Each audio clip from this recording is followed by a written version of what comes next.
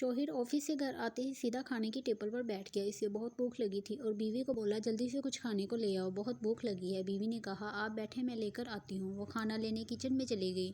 شوہر نے پھر آواز لگائی بیگم جلدی لے آؤ، بہت بھوک لگی ہے۔ بیگم نے جلدی سے کھانا لایا اور ٹیبل پر رکھ دیا۔ شوہر بولا آج کیا بنائے ہیں؟ تو بیوی بولی دال اور چاول بنائے ہیں۔ یہ سنتے ہی شوہر بولا ساری بھوک ہی ختم کر دی، کچھ اچھا نہیں بنا سکی، جب بھی آؤ کچھ نہ کچھ ایسا بنایا ہوتا ہے کہ سنتے ہی بھوک ختم ہو جاتی ہے، مجھے نہیں کھانا، جاؤ لے جاؤ۔ اتنے میں کسی نے دروازہ کھٹکھٹایا۔ شوہر اٹھا اور دروازہ کھولا تو ایک فقیر کھڑا تھا۔ فقیر کہنے لگا کل سے کچھ نہیں کھایا، میری مدد کرو۔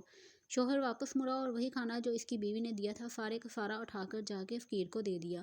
فقیر کھانا دیکھتے ہی بہت خوش ہوا، اس کے ہاتھ سے کھانا لے کر زمین پر بیٹھ گیا